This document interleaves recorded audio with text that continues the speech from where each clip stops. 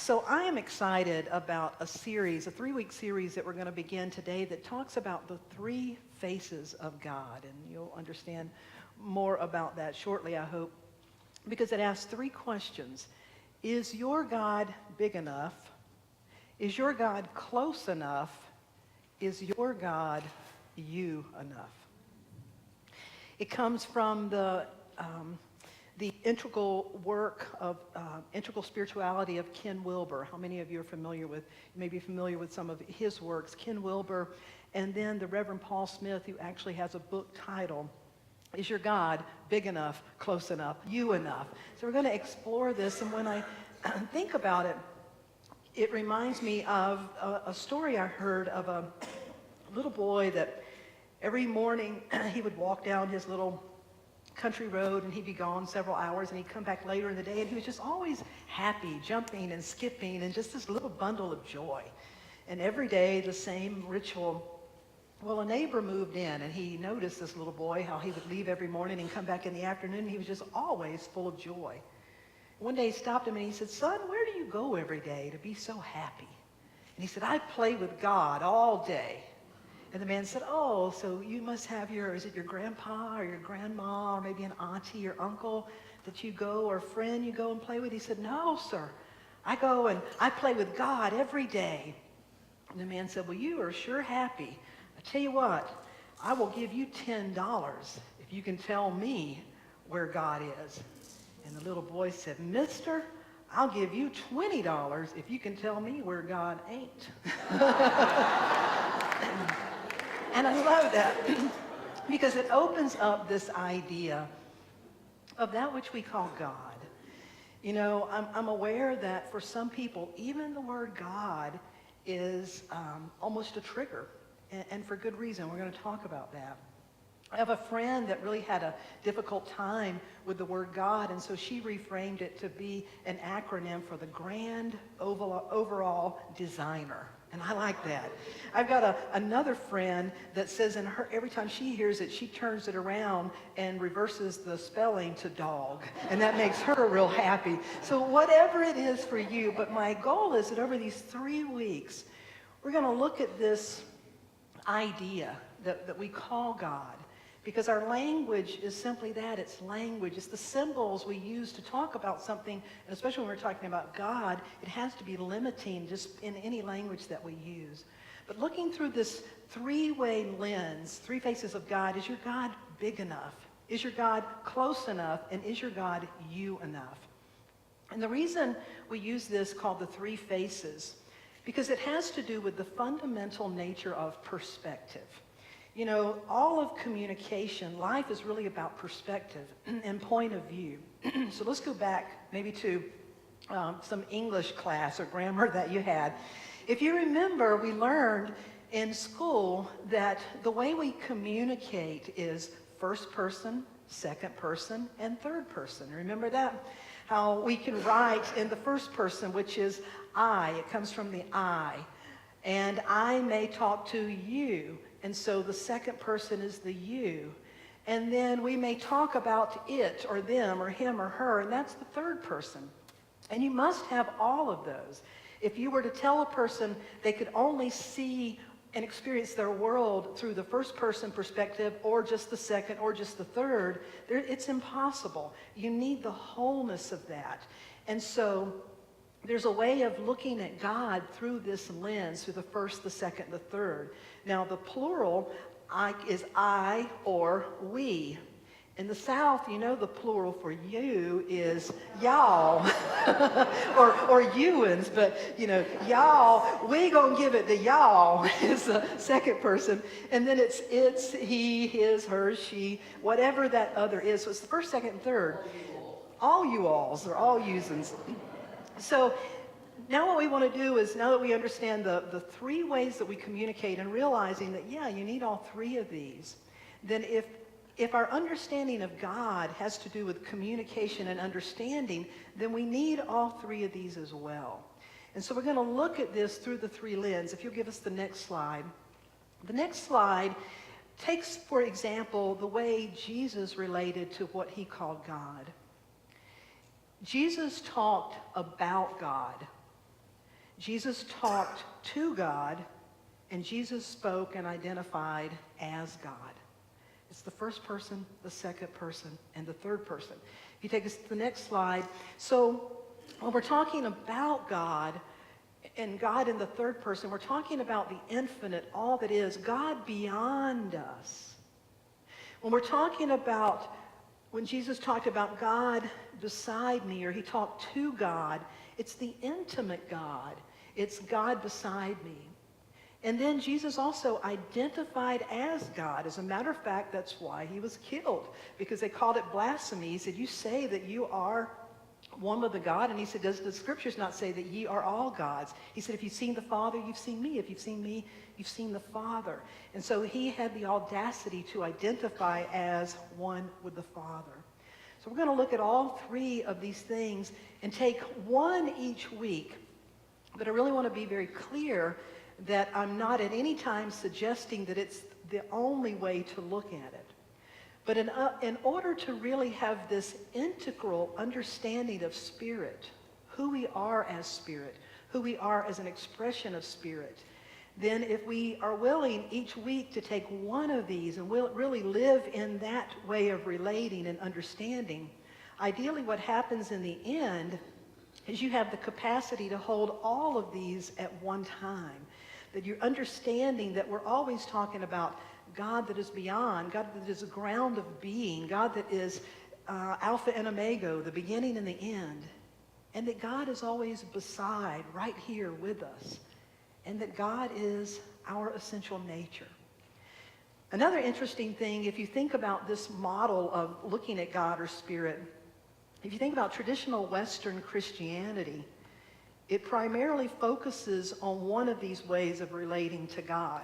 You want to guess which way it is? It's number 2. And primarily, it also stuck Jesus in, that we needed Jesus even as that go-between person. But the traditional Christianity places a lot of emphasis on the I and the thou, that I am worshiping, I am talking to. It's an I and a thou, and quite often it sounds very separate. Therefore, I believe in New Thought, we went the other direction. We tend to focus on God as the ground of all being, God in all, and then God as the Atman or the Christ, God within us. But in New Thought, you don't really hear a whole lot about the second. And as a matter of fact, in some of the writings, it's almost discouraged against doing that. Well, I'm going to ask us to open it up and consider that all of these are simply ways that are a very natural part of our expressing, our communicating. It's about how we relate. And so if we are willing to explore these three ideas as God beyond, is our God big enough? Is our God close enough and intimate in everywhere we are? And then is our God you enough? Is God the essence of our being? That when we can live in the awareness of all three of these, something really begins to shift. So that's where we want to start today, is with the first question about, is your God big enough? You know, interestingly enough, you can take that down now. Thank you, Susan. Would you turn for just a minute and just give a thank you to those in the sound booth and the video and the PowerPoint. I have a knack for jumping here and there, and they have a knack for being able to follow me. Thank you. So Ernest Holmes, many of you are familiar with Ernest Holmes. The founders of Unity were Charles and Myrtle Fillmore. The Fillmores were contemporaries with Ernest Holmes. He was a little younger than they were, but they all studied under the same people, the same school of thought. And so Unity and Ernest Holmes founded what was called Science of Mind. It's now called Centers for Spiritual Living. The textbook is Science of Mind. Wonderful information. So Unity and the Science of Mind, or Centers for Spiritual Living, are very, very similar. And I personally enjoy the writings of Ernest Holmes. I think he was a great writer. And Ernest Holmes wrote this in his book, Philosophy of Jesus. He said, God is all there is. That's clearly God in the third person, bigger than. He then said, God is right where I am. That's the intimate God. And then he said, I am one with God. Isn't that fascinating? That he spoke of those exact three things. God is all there is. God is right where I am. I am one with God. And so I don't know if he even realized it, but he was practicing integral spirituality in his writings at the time. So when we look at these things, the first one then is God is all that is. God in the third person. When we talk about God, because we can't, it's so big, so vast. And so the question for us then is your God big enough? Is your God big enough? Eric Butterworth, Andy read some of his writings earlier. He's a Unity minister and writer. He wrote, God does not come in, for God never went out. God is not only in all, God is all. Just trying to point to that as well. In the Kabbalah writings, it says, speaking of the infinite of God, to define it is to defile it. To name it is to limit it. Really understanding how big this incredible presence is. The astronaut John Glenn, when he was coming back from the Apollo, he said, to look out at this kind of creation and not believe in God is to me impossible. It just strengthens my faith. Because he talked about what he called cosmic contemplation. That to look back at the earth from space and to see all of this, it just brings about such an awe and sense of wonder. And in some ways, it can make us feel very little when we think about the web of life and how big all of this is. And so when we consider how big is our God, the first thing that I thought about when I was asking myself this, remember Jeff Foxworthy? I believe he was the one that had that routine where he said, you may be a redneck if, and then he said things like, if your sofa's on the front lawn or something like that. He would fill out all these crazy things. You remember that? The first? Okay, good. Well, that came to my mind in some sort of bizarre way when I was thinking about this. And so, your God may be too small if you have it figured out. Your God may be too small if there's only one way to it. Your God may be too small if it reveals itself only to a specific few. Your God may be too small if one particular race or religion or location or sexuality is recognized by it. Your God may be too small if it has one holy book. Your God may be too small if it ever gets offended. Your God may be too small if it has chosen people. Your God may be too small if it has favorites, supports only your country, your political party, your way of life, or your sports team. Your God may be too small if it needs praise or sacrifice. Your God may be too small if it can't be found wherever you are. Your God may be too small if it isn't unconditional love, equally present and available to all, found within all. Yeah. I think maybe I'll send this to Jeff and see if he can do anything with that. So is our God too small? When I first think about this, the question becomes then, is God bigger than our past?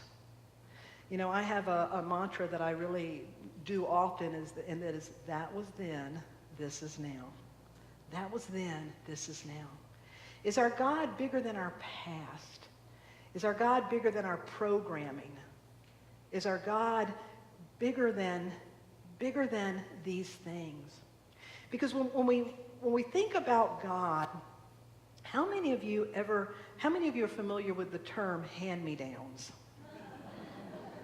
Anybody grow up with hand-me-downs? For those of you that may not know, hand-me-downs are very common in families with multiple siblings or extended family, where an older brother, sister, cousin, somebody, when they outgrow something, they hand it down to someone younger and smaller. And so any of you have hand-me-downs or pass them along? And when it comes to hand-me-downs, the idea of something fitting, the word fit is taken quite loosely. For example, I had lots of cousins. We had lots of hand-me-downs, and to my mother, it would fit if the pants hit somewhere between your ankle and the floor.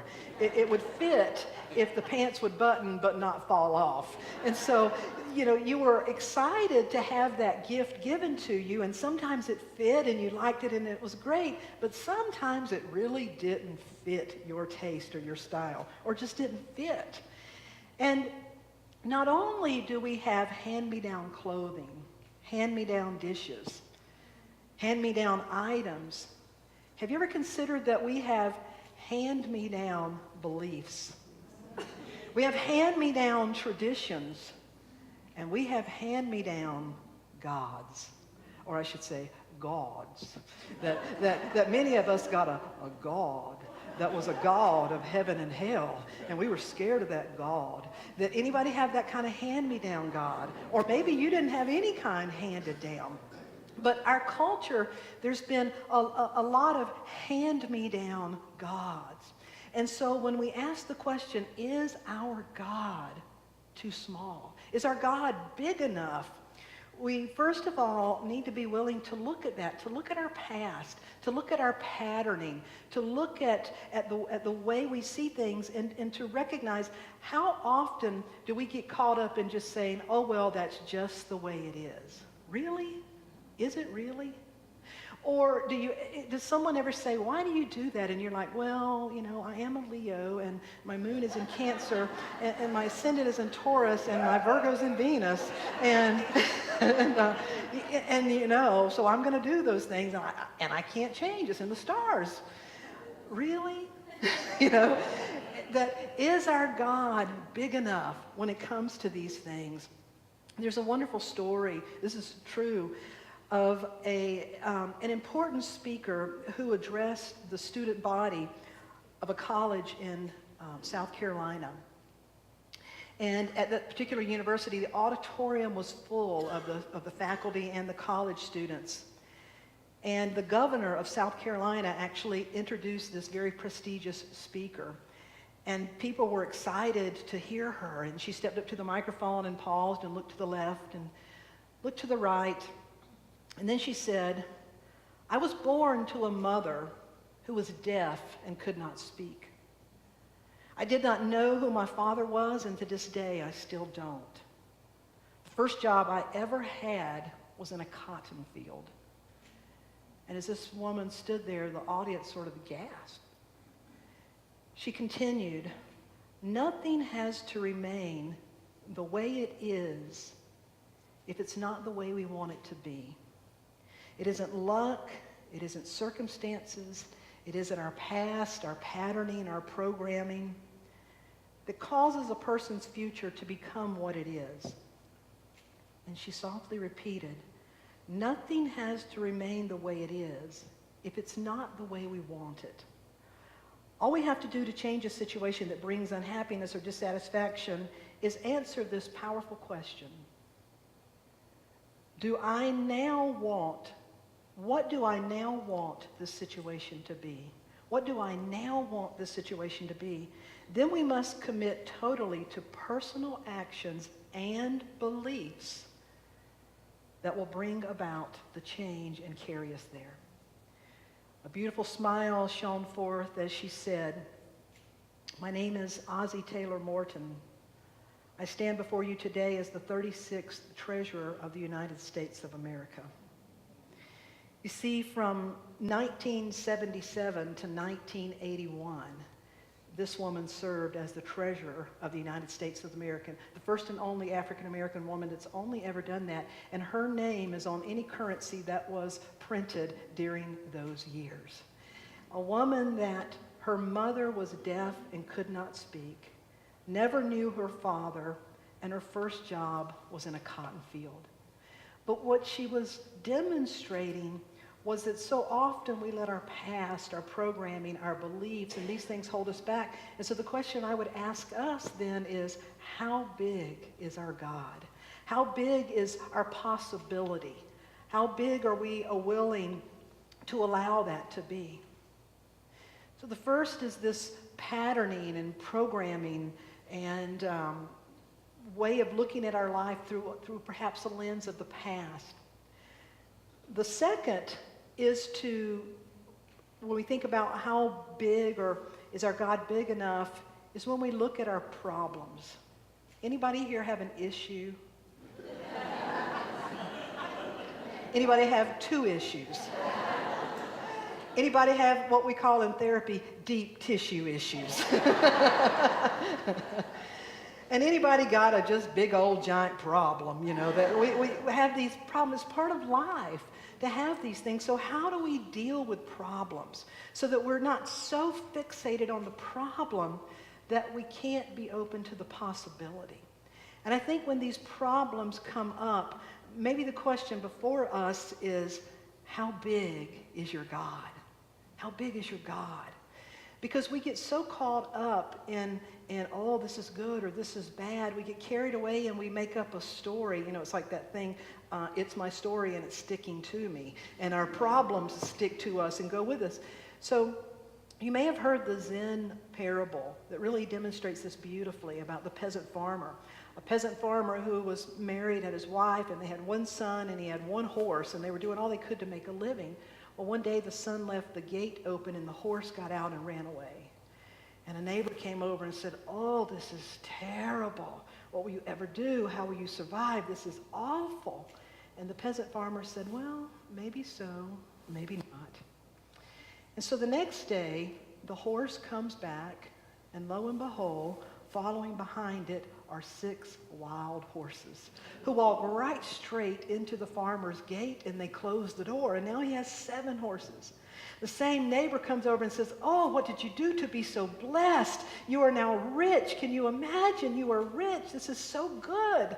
And the man said, well, maybe so, maybe not.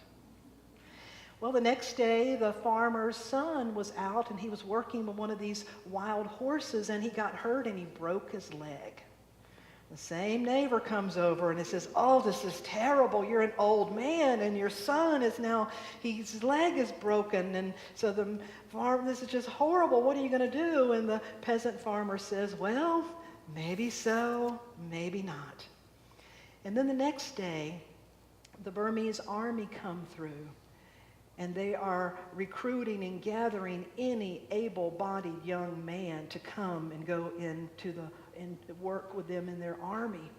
And because this young boy's leg was broken and he couldn't go, so of course the neighbor runs over again and says, oh, this is so good. Your son didn't have to go off the war. And the peasant farmer said, maybe so, maybe not.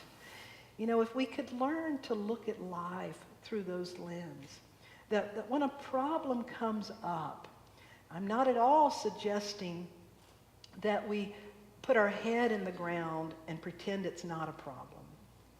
As a matter of fact, I really think that it's time we start speaking about the elephants in the room. I think we need to start calling a spade a spade. I think we need to start talking about those things that people have held inside but haven't talked about, that as a matter of fact, we need to bring them up. We need to talk about it. And talk about what I call, these are the issues at hand. These may be the facts, but we need to bring the truth to the facts, to let the light of truth shine on those facts, that when we bring them up, they're no longer buried alive where they're gnawing away at us individually and societally, that we bring them up to be healed. And so when these problems come up, they're coming up to be revealed and to be healed. There's a powerful story of a woman. You probably would recognize her. She had a particular problem, according to what a lot of people would call. Her name is Susan Piver, and when she was in her 20s, she didn't go to college, and she was sort of trying to find herself. But she was always this kind of person that was just in the flow of things. And she wanted to move to Austin, Texas. So she borrowed her sister's car, hoping that if she could get to Texas, she could get a job and just finally start the life she wanted to start. So she's driving and she sees Austin. She's ready to take the exit. She almost missed it. And when she turned the car, she went up over the embankment and it tore off the whole front end. It just really damaged the car badly. So it was her sister's car. There's a lot of damage. She has no money to get it fixed. So she had a problem, a big problem. But rather than getting consumed by the problem, she just said, okay, universe, what are you going to do with me here?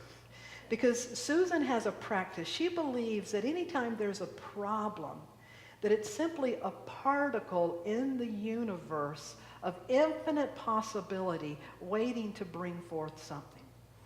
So she looked around and she spotted a bar. And she literally walked over from where her car had been towed. She walked over to this bar and walked in and said, I need a job. Do you have anything? And they said, well, as a matter of fact, we need a bartender. Can you do that? And she said, yes, I can learn. I can do that. And it happened to turn out that it was one of those sort of nightclubs where music came in. They had big musical artists that came in. And so she started working there to save up her money. And after a number of weeks, the manager of the nightclub went to prison. And of all the people there, she somehow was the most qualified. So in a matter of weeks, she became the manager of this club. And she did the best she could, and she was bringing in musical talent and doing all these things. And as it would happen over a period of time, she got so good at that an executive from a record company hired her, where she became an executive and had her own recording label. And so what started out as a problem, because she saw it as, it's not a problem, it's a particle in this infinite web of possibility, and her idea of all that is, her idea of God was always big enough. Well, as a few years went by and she had started writing and doing different things, she met a man and wanted to get married. And he proposed and she said yes, and then she had that feeling of, oh my God, loving someone and living with someone and loving them and living with them for a long time is very different. So she said, I want to be sure about this. And she sat down and she started writing questions that she was going to give to him. Things like, what is your view of children? What do you believe about raising children? What do you believe about this and about that? And what would you do in this situation? She came up with 100 questions that she gave to her fiance and wanted him to answer all of those before she would get married. Well, one of her friends saw those and said, well, I want those very same questions. Those questions are amazing. And it just so happened a book agent saw those questions. And so you may have heard of it because the book is called The Hard Questions, 100 Hard Questions You Ask Before You Get Married. So before she knew it, now her book is published. And before she knows it, she gets a call from Oprah's people. And then she winds up on Oprah where it's on. So it just keeps getting better and better. And if you ever hear her tell her story, today she's a Buddhist teacher. And she's done all these things which started with a problem. Every time there was a problem, she always saw it as it's a particle in this great infinite web of possibility. So when we think about problems, is our God too small? There's another writer that has a book that is titled Humor Me by Mark Mayfield. Mark wrote, he said one day, he was talking about himself, he said one day he stopped at the dry cleaners on the way to the airport. He was in a hurry, he needed to catch an important flight, and needed to pick up his 2 shirts to take with him. Well, when he picked up his shirts from the dry cleaners, one had a big stain on it, and the other one had been ironed terribly. It just looked terrible. And Mark said he began yelling at the owner, that this is unacceptable. I need these shirts. I've got to get to the airport right now. This is ridiculous. What are you going to do? And there were other people that just sort of got quiet and backed up because he was making such a scene. Well, the owner stood and listened, and in a very Zen way, the owner said, you're absolutely right. We're 100% at fault here. And I know the lady who cleaned these shirts, and so I'll take care of it. There's only one thing to do. We'll shoot her. And it's my mother, and I'm going to miss her, but we'll do what needs to be done to make this right. And Mark said, the owner's response was so zany, we both broke out into laughter. Not only did we laugh, but everybody in the dry cleaners began to laugh at that moment. And he said, in that moment, I felt about that big. That, were my shirts? Was that really the end of the world? And sometimes those things that we call problems, that it's just really an opportunity for us to put things in perspective. You know, it's kind of funny that I'm talking about problems. Have you noticed? Having a little problem with my voice this service. So the third thing, and I think perhaps is sort of the sneakiest when we think about, is our God big enough? Is something called a prerequisite. How many of you know what a prerequisite is? Remember, like, if you wanted to take this class, but you needed English 101 as a prerequisite before you could take that. A prerequisite is a requirement that we must meet before we can do this or have this or experience this. When we think about, is our God big enough? I think perhaps the biggest thing that we may not even recognize are the prerequisites that we have imposed upon ourselves. Or maybe the hand-me-down God that somebody gave us that says, oh, you have to do these things to have God in your life. Oh, you have to act this way in order for God to bless you. Oh, you have to be of this faith in order to get into heaven or these things. There's a lot of prerequisites that have been put on spirituality. But as we consider, what if God is all that is? And in the scripture it says, thou shalt have no other God before me. Another way to interpret that is, don't have any prerequisites. Don't put anything between yourself and where God is. Don't put any condition that must be in place before God would be there. That what if when we begin to explore, is my God big enough? I'd be willing to move out any prerequisite that I think has to be met before God or the good or whatever it is that I'm seeking can show up. Is our God big enough? Or is our God a hand-me-down God? This week I invite us, Richard, as you come to share the song, I invite us to really embrace the cosmic God, the God that every spiritual, in its different traditions, have talked about the ground of all being, the great I am. And to begin to pay attention to how that God is everywhere. And how maybe we've been conditioned through the hand-me-down gods and the beliefs to make God small and to think that we have to do it with just our self-generated ideas. Is our God big enough? Well, there's a song I want to teach you. Kat, would you come up and help me? I learned this song as a kid, and I was reminded of it this week because it says, God is bigger than any mountain that I can or cannot climb. God is bigger than anything. And I'm going to ask you to take on this big God this week. And it goes like this. Bigger than any my problems, bigger than all my fears. God is bigger than any mountain that I can or cannot see. Bigger than all my questions, bigger than anything. God is bigger than any mountain that I can or cannot see. Okay, so I'm going to invite you to think about a time somebody told you your singing may not have been so good. Remember that? Some old programming somebody may have heard and said, oh, you should just move your lips. Or whatever. And some of you are very comfortable singing, but for a lot of people, that's kind of scary. But we're going to let our God be big enough that we're just going to act like it does not matter. That there's no fear. So I want you to just lift your voice and let her rip. Ready? Here we go. Sing it out.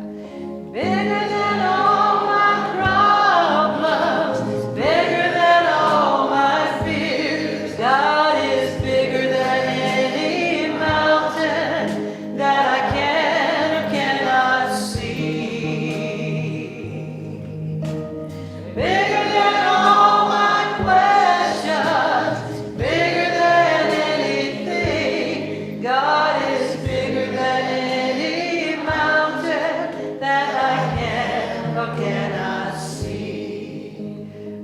a different kind of meditation today. It's the kind where you stand up. It's the kind where you let go of any of those inhibitions. And you just take that deep breath so you can part the person's hair in front of you. And just sing. Here we go. Bigger than all my problems, bigger than all my fears. God is bigger than any mountain that I can or cannot see. Bigger than all my questions, bigger than anything. God is bigger than any mountain that I can or cannot see. So this week, at some point in time, you'll notice the past comes up. Well, that's just the way it is. That's how we do it in my family. That's how I've always done it. That's as good as it can get. Yada, yada, yada. Breath in.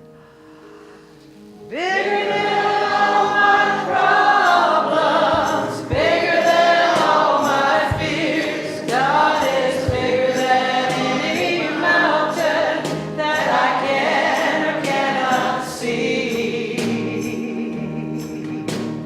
Bigger than all my questions, bigger than anything.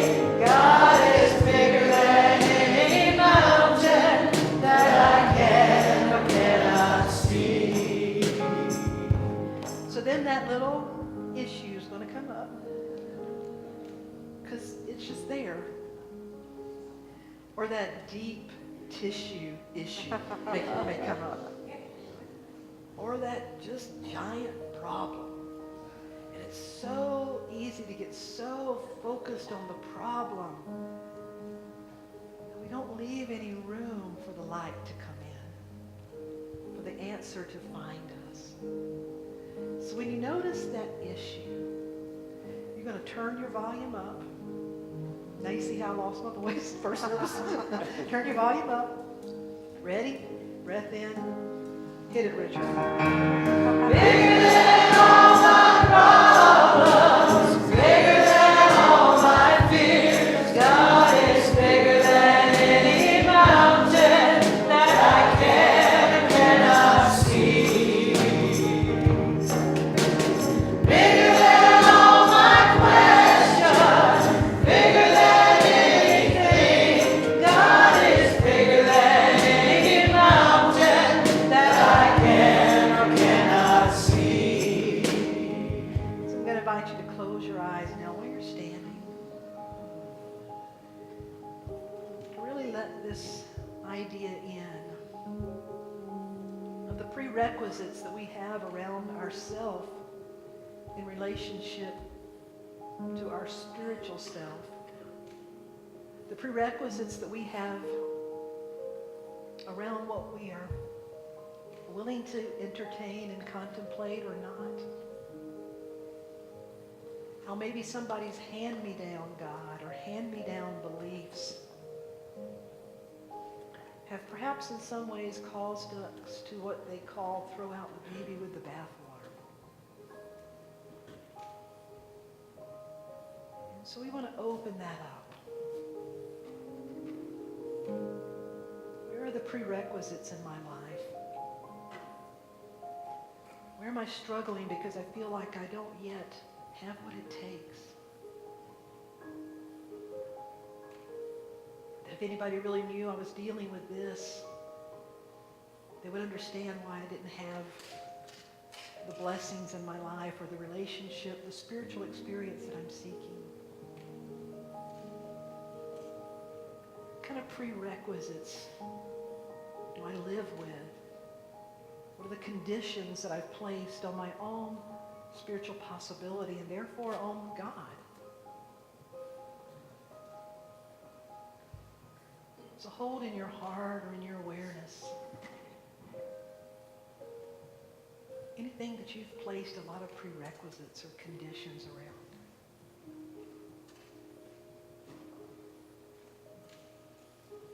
It's not denying the fact of the reality that's there.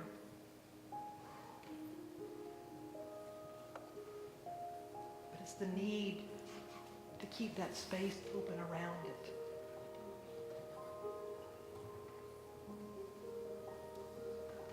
It's just a particle of possibility.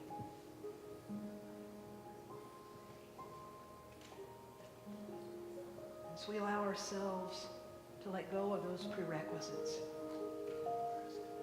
to bring mindfulness to our problems. When we notice we're hung up in our past or programming or old ways of thinking, to allow the song to rise up within us.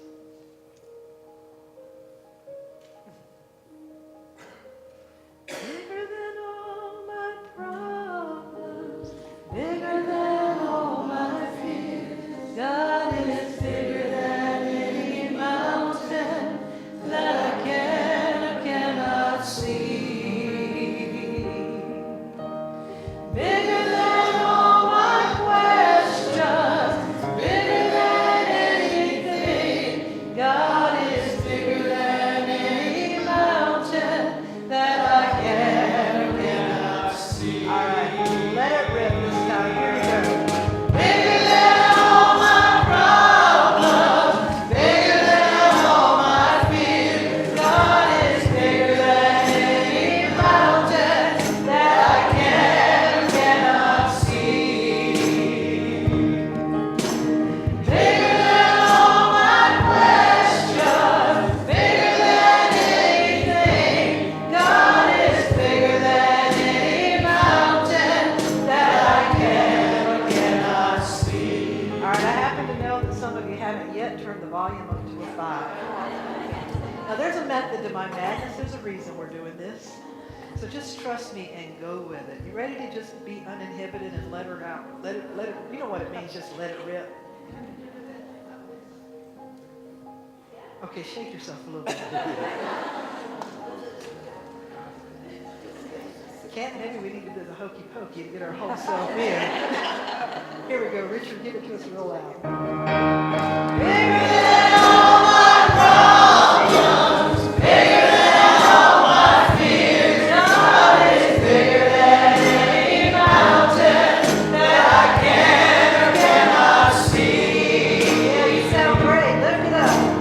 Bigger than all my questions, bigger than anything.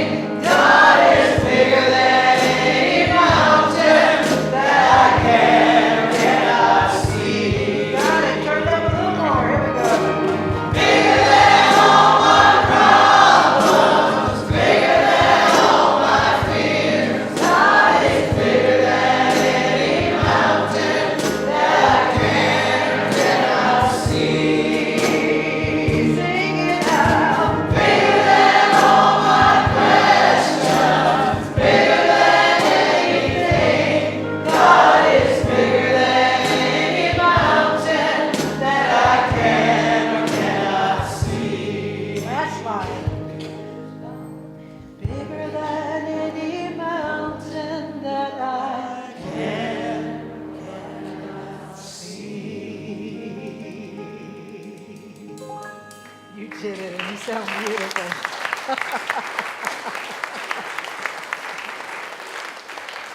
So I invite us this week to be willing to stretch, to be willing to notice where you feel uncomfortable, to be willing to allow yourself to go there and to practice that cosmic contemplation, to allow your God to be bigger than you could even imagine. And to drive it home, we're going to sing it one more time because I really want you to get it like the Barney song. One more time, Richard, really loud. Bigger than all